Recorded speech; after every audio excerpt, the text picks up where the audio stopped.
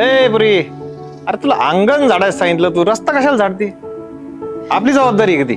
कोणाची जबाबदारी आहे? झाडाला ना महानगरपालिका. हा रस्ता साफ करणं तर आपली जबाबदारी आहे, नो बाबा. कश काय? लक्षात ठेवा, कचरा रस्त्यावरती नाही, फक्त घंटा गाडीतच टाकायचा. नाल्या स्वच्छ ठेवायच्या आणि हा ओला आणि सुका कचरा वेगळा वेगळा करून घंटा गाडीत टाकायचा. झालं. लक्षात ठेवा, स्वच्छ शहर हे अभिमानाचं चिन्ह आहे. आज 5 मिनिट जरी आपण दिले ना, तर उद्या जालना देशात नंबर 1 होईल. तर चला मग आतापासूनच सुरुवात करूया. माझं घर, माझा रस्ता, माझा जालना.